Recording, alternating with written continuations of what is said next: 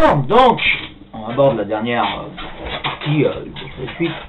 Un grand 6, il est 8 de suite.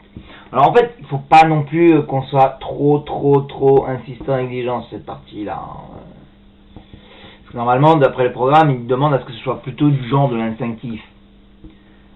Mais bon, l'instinctif, je vous l'ai un peu expliqué dans le tableau de trucs. Il est un peu détaillé dans le tableau. Mais du coup, ça veut dire pas de démonstration. Enfin une bonne nouvelle, monsieur, dites donc.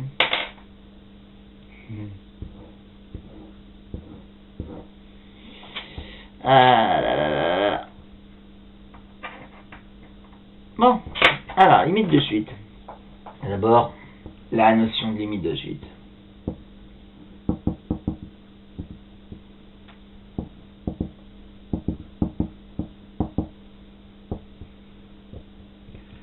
Donc en fait, étudier, parce qu'on a vu, on a vu la notion de limite en zéro, vous vous souvenez en fait, pour lorsqu'on a fait le chapitre de dérivation. Bah là c'est à peu près pareil. Au lieu de regarder, vous voyez la limite quand le x tend d vers 0, etc. Là en fait, étudier la limite d'une suite, c'est regarder le comportement du nombre un, vers quoi va se rapprocher le nombre un, lorsque le n va vers l'infini.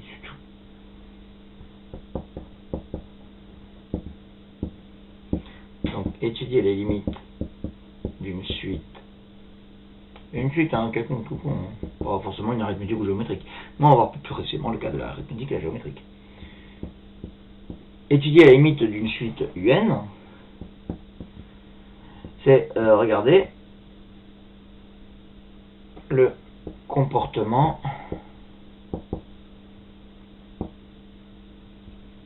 du nombre un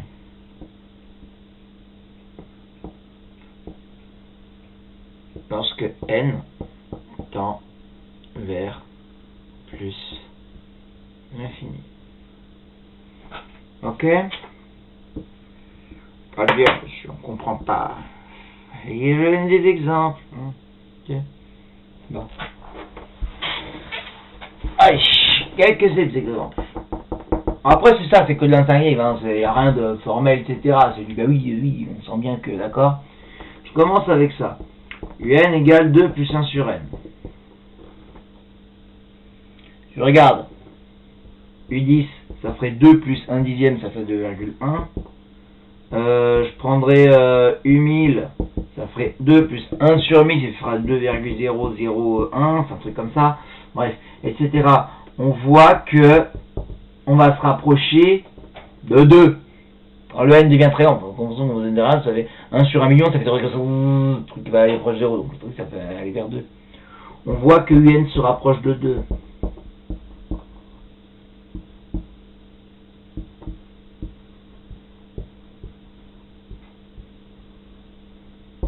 De 2.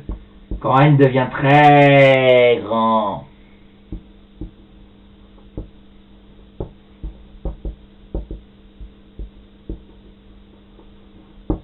On a alors la limite de un qui vaut 2, et on note ça. On a alors la limite de un qui est 2. Et on note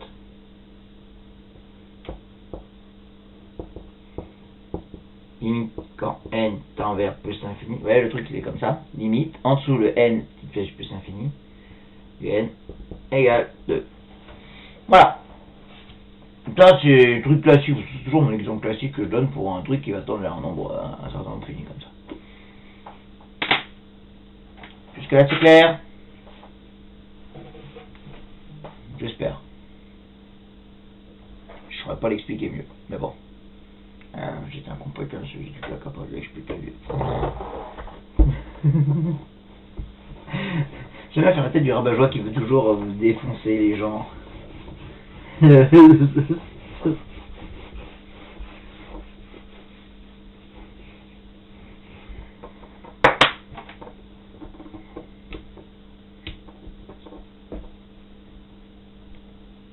Alors, il y a d'autres exemples parce que ça c'en était un.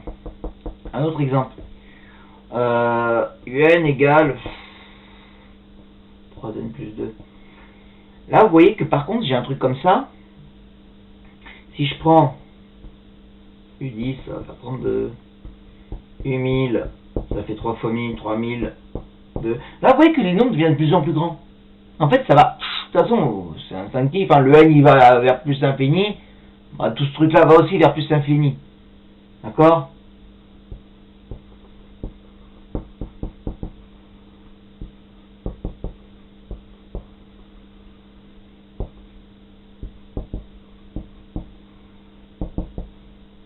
D'accord? C'est instinctif. On note. Limite quand n tend vers plus l'infini de un qui va faire plus l'infini. C'est-à-dire que la limite des fois de suite ça peut être plus l'infini. Je peux avoir aussi un égale moins 4n. Moins 4n. Pour me rajouter un truc. Ouais, quand n va à l'infini, ça va aller à l'infini, mais c'est un infini que vous avez multiplié par un nombre négatif. C'est-à-dire, par exemple, je prends U10, ça fait moins 40, U1000, moins 4000. Donc, vous voyez que pareil, ça devient gros, mais dans le négatif.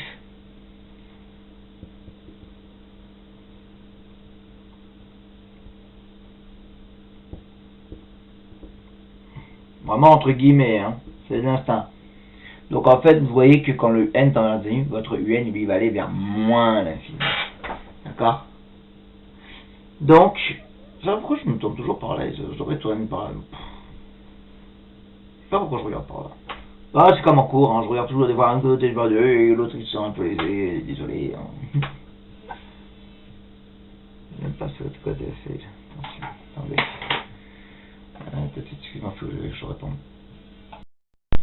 Bon, excusez-moi, ça va. Ça va bien, non, c'était juste quelqu'un qui voulait prendre des nouvelles, en ce moment je crains des mauvaises nouvelles, c'est tout. Bon. Bref, et je veux pas en avoir, non, il y a des bonnes nouvelles, on est toujours. Ah, faut être optimiste dans la vie. Bon, donc oui, quand j'étais en train de dire oui, le machin, quand il devient grand, il est négatif, donc là en fait ça veut dire qu'on voit que quand on aime ça, le truc va vers moins l'infini. Donc en fait ça nous fait limite quand n tend vers plus l'infini de un, ce sera moins l'infini. Donc voilà. Donc soit vous allez vers un nombre, là, comme on a vu tout à l'heure, vous allez vers 2, soit vous allez vers plus l'infini, soit vers l'infini. Alors, ceci dit, attention, c'est pas, il n'y a que ces trois cas-là, soit moins l'infini, soit plus l'infini, soit un nombre. Il n'y a pas de 0 aussi, 0 c'est un nombre. Ah oui, c'est vrai. Non, vous avez aussi des fois, des suites, il faut que je vous en donne une quand même, parce qu'il y en a une qui est très célèbre pour ça. On appelle des suites qui n'ont pas de limite. Il y a des suites qui n'ont pas de limite. Non, elles n'en ont pas. Par exemple, la plus célèbre, c'est un égale moins 1 puissance n. Puisque quand n est pair, ça fait 1, quand n est impair, ça fait moins 1. Donc c'est une suite qui fait 1, moins 1, 1, moins 1, 1, moins 1, 1, moins 1, 1, et ça ne s'arrêtera jamais. Toujours 1, moins 1, 1, moins 1, 1, moins 1. Mais les limites, c'est moins 1. Non, une limite, quand il y en a une, il n'y en a qu'une seule. Elle peut faire qu'un truc. Donc si elle fait que sauter, bam, bam, bam, bam, bam, bam, on considère qu'il n'y a pas de limite. Ok. Non, parce que la vraie définition de limite avec les epsilon, ouais, c'est là avec les epsilon, machin, de limite un tend vers L avec les epsilon, machin, etc. Quelque chose que vous devrez voir en terminale, je sais pas. Sinon en post-bac. Bref. Voilà. Font que c'est là qu'on concorde pas. Donc avec un truc qui a une... Donc ce truc-là n'a pas de limite. D'accord? Quand il y a une limite, il n'y en a qu'une. Donc si ça n'arrête pas de jongler entre deux trucs, et ben c'est que non, il n'y a pas de limite. Voilà. No limite. Tiens, c'est une chanson de tuer limité de ça. Je crois que vous limitez, monsieur. Oui, vous êtes vieux, hein. On voit que vous êtes un vieux, hein, parce que je ne me connais pas. Ouais, vous connaissez pas, vous étiez des gamins quand ça existait ce truc-là. Parce que c'était à l'époque où j'avais votre âge. Mais quand même, c'était un groupe qui a envoyé. Bref. Alors. Donc, maintenant, on va appliquer ce truc-là. Bon, là, je vous ai noté un peu la notion. Donc, on va les appliquer là directement aux suites arithmétiques et aux suites géométriques. D'accord? Donc, on met un petit 2. Bon. Limite des suites. Bon, arithmétique, ça, c'est...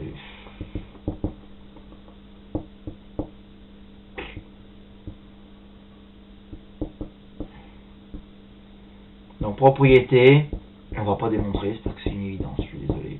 toute façon, tout ça, c'est de l'évidence, on ne démontre rien. Si vous êtes fatigué, non, je fais oui.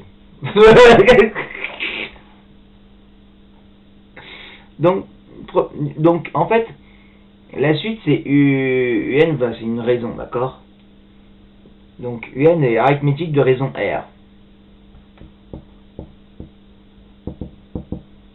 Ouais, normalement, je devrais écrire soit UN, suite arithmétique de raison R.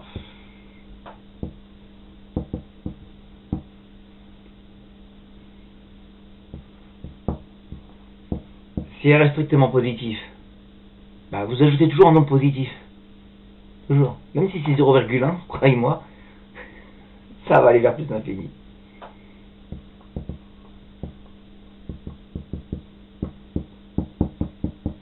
Si c'est strictement négatif,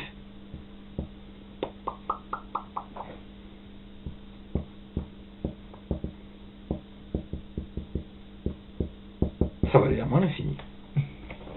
Et si R égale 0, bah elle est constante de valeur U0, donc la limite ça fera U0. UN est constante. Ou le premier ou U1, hein, le premier terme quoi. De valeur U0 ou U1 quoi.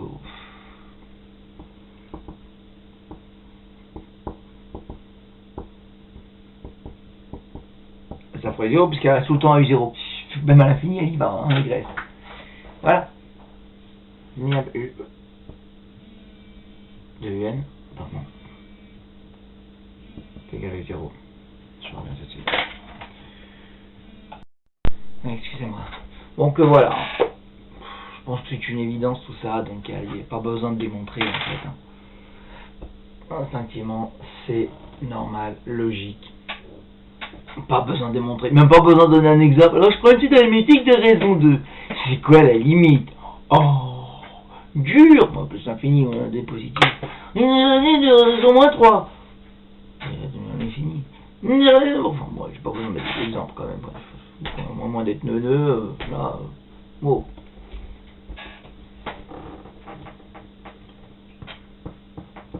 Limite, là, ce qui est plus intéressant, et là, ce qui est beaucoup plus appliqué, en fait, en général, c'est la limite de suite géométrique.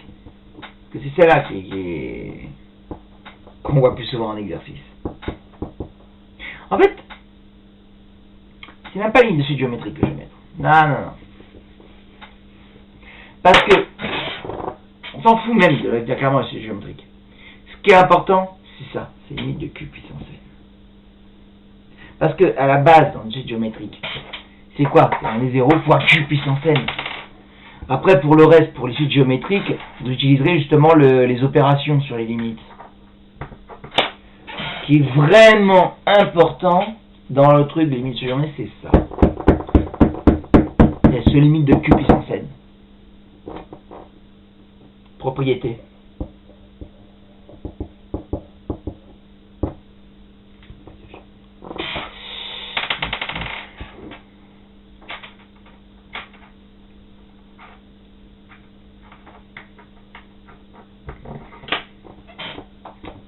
Alors, on va aller comme ça. Si Q est strictement supérieur à 1, limite quand n tend vers 1 de Q puissance n, donc réfléchissez par exemple dans 2 puissance n. 2 puissance 2, 3, 2 puissance 10, ça fait 1024, 2 puissance R, ensuite 2048, 4087. Bon, vous voyez que ça monte de plus en plus, ça va aller vers plus l'infini. Si Q est égal à 1, Q puissance n, ça fait 1 puissance n, ça fait tout le temps 1. Ça fait une constante de valeur 1, ça fait un truc constant qui reste à 1. Donc forcément, la limite quand n tend vers plus l'infini, bah, du coup c'est 1 puissance n, ça fait 1. Et 1 puissance n, ça fait 1, ça reste à 1 tout le temps. Si Q est compris entre 0 et 1. Et quand vous me disiez un truc que vous multipliez par 0,1, je prends 0,1, très bien, je suis là encore. 0,1 puissance 2, ça fait 0,01, 0,1, 0,0, vous vous rapprochez de plus en plus de 0. la limite quand n tend vers plus l'infini de q puissance n, ça fait 0. Bon, c'est vrai que j'aurais pu inclure le 0. Parce qu'avec 0, bah 0 ça va aussi vers 0. C'est vrai que je pourrais l'inclure. Mais disons que le 0, je vais le prendre à part parce que bon, quand une suite de raisons 0, ça c'est de la géométrie de raison 0, ça c'est presque jamais vu. Vous la multipliez une fois par 0 et puis après ça reste tout en 0, 0, 0, 0, 0, 0. Alors bon, forcément ça reste 0. Par contre, si Q est strictement négatif, réfléchissez. Ah non, non, non, non, attendez.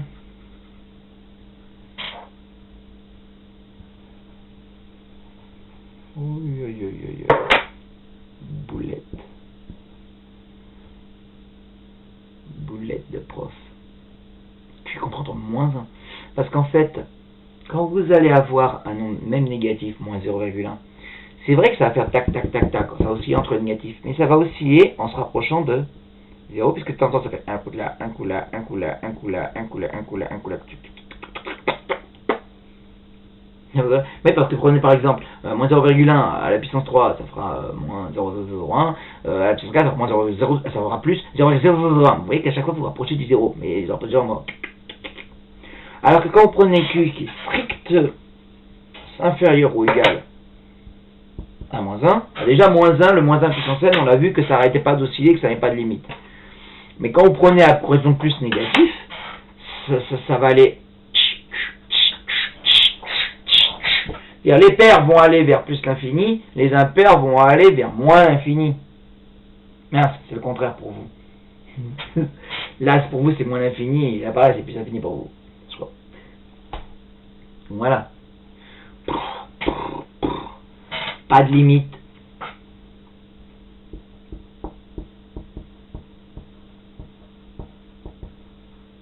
Mais bon, alors en général, je vous assure qu'en général, on va se cantonner à des trucs comme ça. En général, on prend toujours Q positif, et donc en fait, c'est pour ça, dans ma tête, j'ai fait pourquoi le comprendre entre 0 et 1, parce que la plupart du temps, dans les problèmes de suite, la raison elle est positive, du géométrique. La raison elle est positive. Ce qu'il y a, c'est que soit vous avez affaire à quelque chose qui est plus grand que 1, soit vous avez quelque chose qui est compris entre 0 et 1. Donc le reste est un peu superflu. Et là, donc, vous avez ce truc là. Et ces trucs là, justement, c'est avec ces trucs là qu'on va faire des espèces d'opérations sur les limites. Parce que souvent c'est des trucs machin, c'est des fois vous avez des trucs qui se prennent sur la forme 2 moins 0,5 fois truc puissance n, 2 moins 0,5 à la puissance n divisé par 3, un truc comme ça, et on regarde les limites, ce genre de truc. Donc en fait, on utilise la limite de ça, et après on utilise justement les opérations.